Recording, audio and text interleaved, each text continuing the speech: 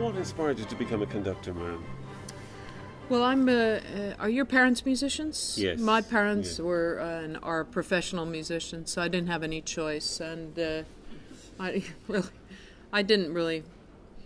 wasn't really keen on being a musician. But when I was 2, they started me on piano, and I retired when I was 6, and then they tricked me into playing the violin. But I liked that. I liked playing the violin, so that stuck. And then when I was 9, I was getting into some trouble playing the violin in the orchestra, and I was getting a lot of comments about moving around too much and having too much fun. You know, classical music is serious business. And so when I was 9, my father took me to see a guy called Leonard Bernstein conducting the New York Philharmonic, and he was jumping around, and I thought, oh, that's the trick. I could be the conductor and not get yelled at. So that's what I decided I would do. When I was 9. What would you have done if you hadn't been a musician? It's sort of one of those offbeat things, but I don't know. Do you know? I don't know. I like people. I like managing people. That's what a conductor does. It's a lot of people skills, a lot of management, a lot of time management, delving into composers' lives. You know, I read a lot of biographies. I have to speak a lot of languages, so it uses a lot of different skill sets. I think that. So I'd probably be. You know, I hope I'd be like the female Bill Gates. Right. How's that for an aspiration? That's I don't know if I have made that much money, but I think I think you have to do what you're passionate about. There's no point really in leading a life that is just to make money if that's your soul. I think you have to follow your passion.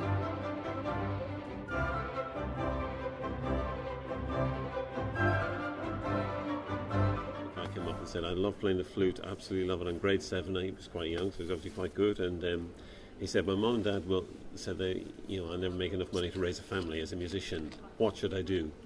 What is your advice for somebody like that? It's quite a hard one, isn't it? No, but I think I think you have to do what you're passionate about. There's no point really in leading a life that is just to make money if that's your soul. I think you have to follow your passion, but I think, playing the flute, for example, that, maybe there are other things you can do to expand that. And I don't know. I always believe you can do anything you want to do, and you make it work. Yes. Yeah. But I think if you deny what you're passionate about, you won't have a great life. Yes. Yeah. Any of you thinking of going to music college, or how many would like to, live playing music? Yeah. At least a couple of you. Yeah. So that's always the choice. Well, you got any amount of choices, but people sort of think of music college as the thing one does when you're going to be a professional musician, and I mean generally that's understandable, isn't it, for the amount of work? I guess I'm not big on music college though. Well, I never went there, I have to say. So, you didn't. Yeah. No, I'm still learning, but I know we all are. I don't know. I think it maybe depends on the conservatory, but I think it's good to get a broader.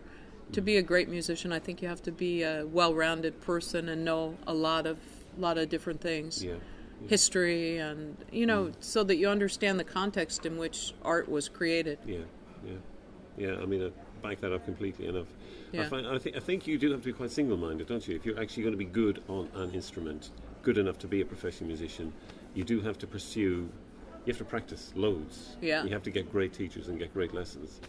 And then, but I think people do that. But that's what's great about being a musician. I mean, you can be as good as you want to be. It's just up to you. I mean, it depends how. I mean, you have to have some talent, of course, but I think you can do anything you want to do.